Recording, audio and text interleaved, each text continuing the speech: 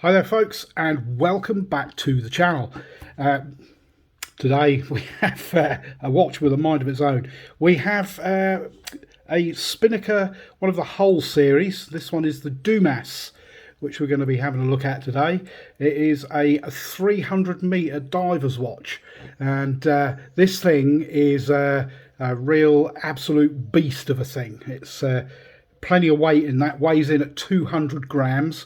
The rest of the dimensions are, we have a 44mm case. We've got, including the crown, we have 48 millimeters, and that crown is, as you can see, shielded by those pretty cool looking crown guards that kind of nice and angular. Little cabochon on the end of the crown, I guess that's the right word for it. Don't really know what you call that, where it's been signed. Reasonably grippy, quite nice. We have a lug to lug height also of 48 millimeters, and we have a lug width of 22 millimeters. As you can see, those spring bars are actually hidden underneath the end of the case. We'll have a look at that again in a minute when we have a look at the case back. The entire case is 316L stainless steel, brushed, which is vertical brushing, which is done quite nicely. Then we transition to high polished chamfered edge there, which runs the length of the case, and then we're on to brushing on the top, and then back down to brushing again, which is also vertical brushing again on the sides. High polished bezel. It's not the most grippy bezel, but it does work okay. We will come to that in a minute. Right, let's move in on this dial. We'll get a closer look at that. We have, as you can see, a nice white dial with lots of kind of sharply done red accents on there, and you can see the AR coating on that sapphire crystal doing its job. We have applied indices which are lume filled. The chapter ring is slightly raised above the rest of the dial. We've got the 24-hour markers around the inside of the main indices. Date window at 3 o'clock, which is framed in blue, which also looks like the frame is applied as well. And that rather striking handset, sword style handset. The whole watch actually is very reminiscent of a possibly forgotten Omega, the Omega Shom. Yeah, lots of influence from that on this one, I think. Automatic, as you can see, 1,000 feet, 300 meters, which is your water resistance. Movement in this is the Seiko NH35A. Now we all know that 24 joule hand winding and hacking, roughly 41-hour power reserve. Pretty bulletproof really, so yeah, but and it's all wrapped up in this really substantial stainless steel case, sapphire crystal front and rear. The bracelet on this is a mesh bracelet.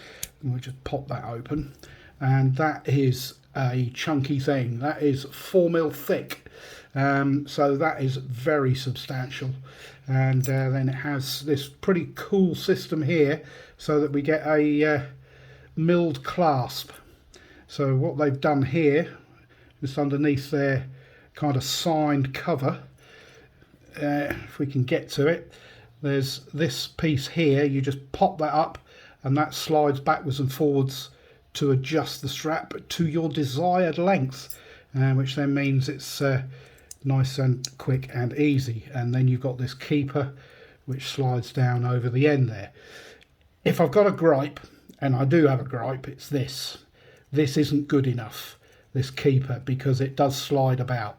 And I mean, it's got those little kind of retainers in there to I don't really know what that's supposed to do. I guess it's supposed to stop it from dropping down, but it doesn't.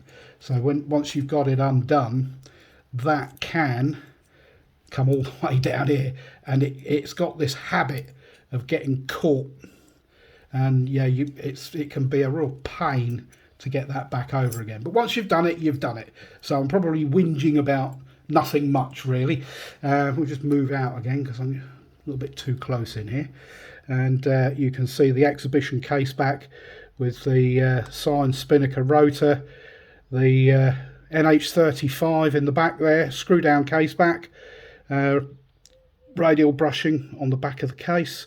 You can see those spring bars in there, so they just pop out as you normally would with your spring bar removal tool, and you can get a silicone strap in there, or you could put a NATO strap on it. Putting a NATO strap on this, I'm not so sure I'd want to be doing, adding another 2mm to that already 15mm thickness. Yeah, so it's quite a tall watch. And as I said, it's a very hefty thing as well. Like I said, 200 grams, so it's yeah, you do know that you've got it on. Bezel wise, we have 120 click unidirectional dive time bezel.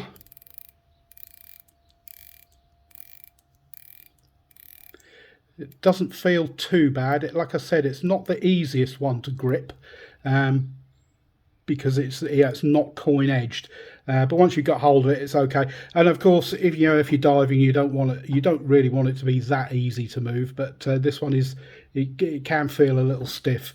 As I said, screw down crown, and that operates absolutely fine. Screw it out to the first position. You got your hand winding, and then pull it out to the second position so you can change your date. Sorry, first position, then the second position, movement hacks, and you can change your time. And then screwing back in is absolutely fine, no drama with that at all. About 3 turns to get it back in. That crown is actually quite nice and grippy.